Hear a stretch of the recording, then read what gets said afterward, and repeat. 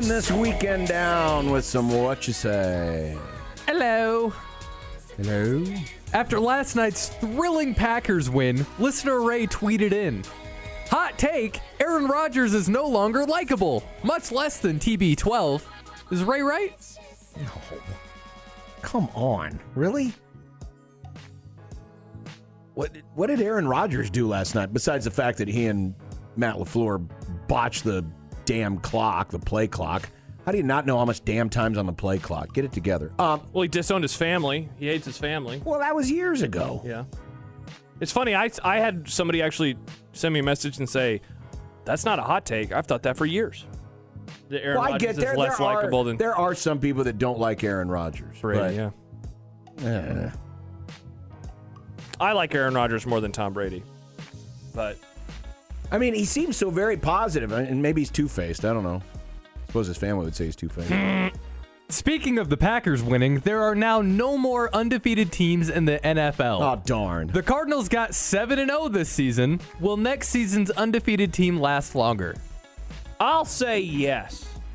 7-0. Wow, we're already making predictions for next year. Hell yeah, we are. I would love to know what the median number is. I bet the median number's about around here. Is it about 7? I bet it's about 7 or 8, no. Yeah. I will say, though, that next year's undefeated team lasts a little bit longer. The weird thing about this year, John, was that we had one undefeated team, and that was it at the end of October. Normally, it does seem like we go into November with a couple. And so the fact that we got this far into this, or not even, we're not that far into the season. Honestly, we shouldn't even gotten to October. When was the date of the Minnesota game? Gosh, that was what, week 3 or 4? Yeah, because Minnesota should have beaten Arizona. We should have been done with this probably before October. Yeah. And the Cardinals almost fluked out another one last night. Mm-hmm. But too bad, so sad. I'm busted up about it. Meantime, while we have a moment, just a reminder that Big Red Overreaction will be only on the keg tomorrow night because Creighton basketball exhibition action will be here on 1620 The Zone starting at 6 o'clock with Ravi Lula. Or not. Is Ravi doing the pregame too? He's going to be in 2 places at the same time, That's John. That's going to be amazing. Uh-huh. Going to be completely amazing, but yes. So if you want Big Red Overreaction, 1019 The Keg, 1019thekeg.com. Or 1620 The Zone TV. Creighton basketball, 1620 The Zone, 1620thezone.com. Sorry, guys. There's an alarm going off. Speaking of the Packers winning, there are now no more undefeated... Nope, next question. Cool. Is Roger Goodell worth $128 million over 2 seasons? Of course not, but guess what? The owners pay him that much because he does things like he's done this week, and that is... pretty much forgiven Washington for all of its transgressions and not throwing them under the bus. He does the bidding of the owners. He makes them money, and he protects them. He is their heat shield for any time one of them screws up. So even though to the rest of the real world, no, he is not worth this kind of money, to those guys, the billionaires who own these teams, he's worth every penny. You are worth whatever somebody is willing to pay you. And so sadly, Roger Goodell is worth that amount of money. I do like to think that I could do his job for a fraction of the price and do a pretty good job. But I probably couldn't. Conference USA, who is hemorrhaging schools to different leagues, is seeking to add New Mexico State, Liberty, and UConn. The Huskies would join in football only.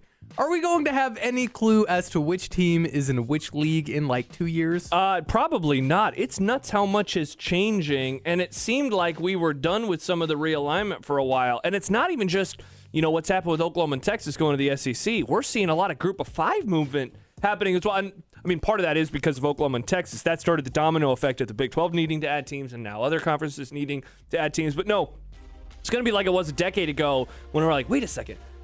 Boise and TCU are in the same conference, and next year they won't be in the same conference, and we're just going to be all confused. I was already confused as to which Group of 5 team was in which Group of 5 conference. Now, it's a complete crapshoot. Might be a fun game to play next year is, which team is in which conference in the Group of 5, because I'm not going to have any clue. By the way, New Mexico State has traditionally been a dog crap program. UConn has been a dog crap program. Liberty's been the best one of the group, and they're the most problematic. Oh, yeah. So enjoy Conference USA. Ex-NBA star Joakim Noah says Derrick Rose's ACL tear in 2012 reminded him of the September 11th attacks. You two in on comparing injuries to major tragedies? What's the Challenger explosion of injuries? Wow, well, Nick, I can't believe you'd be that. That's easy. I like to paint a picture, Josh. The Challenger explosion is definitely Napoleon McCallum on Monday Night Football. That was, both his legs basically exploded on that play. I would say that Taylor Martinez injuring his ankle in 2010. Oh, against Missouri, yeah. Yeah, what was that? That's the January 6th of injuries. Because it definitely was an insurrection against what would have been a really good season. Okay. Let's see. Oh. What's the JFK Tommy Jr. Frazier's playing? blood clots. Yeah, what's that? The Watergate of injuries. Because I needed something to compare to Watergate. Because they were going to win anyway, and what's the That's true. Yes, great gonna point. Win anyway. They were going to win anyway. JFK of sports injuries? Well, that's JFK. Well, I was trying to think of a sporting event that has a ton of conspiracies surrounding it. There's no conspiracies. We all know it happened. Yeah. Would it be the? I would say any of Steve Young's concussions, probably. Oh, okay. I was gonna offer the miraculous reception. The Immaculate Reception. Immaculate reception. Okay, not bad. Sports boy.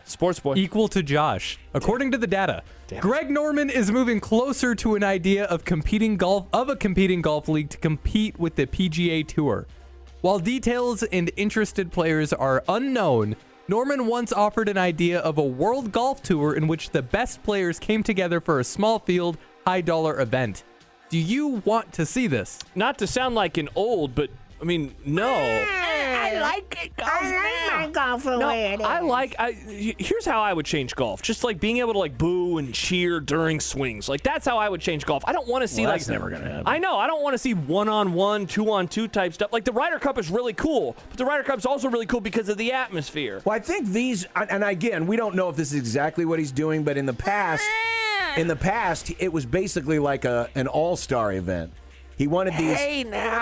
He wanted just the best golfers in the world at these high-dollar events. Yeah. Now, I think the problem with this might be because golf has always been centered around the majors. Only the hardest core of golf fans watch the regular tour. We're watching it right now, you jerk. I know, but it's only because it's. Are you a hardcore golf fan? No, but it's live sports. I watch the non-majors. I love golf. That's what I'm saying. You're a hardcore golf fan. Yeah. The average viewer does not watch a typical Sunday PGA event, but they do watch the majors. And I wonder if an idea like this, if that's what it is, would lessen the impact of the majors. And I'd be curious to see, would the PGA Tour retaliate if a golfer signs with them? See, and that's the thing. How many golfers would actually join this, though? I bet quite a few if the money's good. See, I almost wonder if this would be the bounty hunters. They want I know, the money. but it's not like the money's bad in the PGA Tour. I almost wonder if this could be like the USFL. You got a lot of this one we're watching from Bermuda. There's Patrick Reed and Scott Gucheski. Otherwise, nobody knows anybody else. Exactly. So it would probably happen during these types of times when there's not a major tour event going on. And that is What You Say. Coming up, it's the Elite Sportsbook Bet of the Day, and we will wrap up the week right here on 1620 The Zone. Hey, everyone. Josh Peterson here for the FanDuel Sportsbook. Week 8 in the NFL started last night, and it continues in a couple days on Sunday, and FanDuel wants you to enjoy this weekend even more. They're hooking everyone, new and existing users, up with a $10 risk-free bet. They're not only just doing this for Sunday, for Monday, they're doing this every week throughout the football season. All you got to do is put together a same-game parlay with 3 legs or more, and if that bet does not win, no worries, FanDuel will pay you back up to $10. So if there is a specific matchup, maybe you like I do, Tennessee over Indianapolis, you throw them in. I love the over in that game. A Derrick Henry anytime touchdown.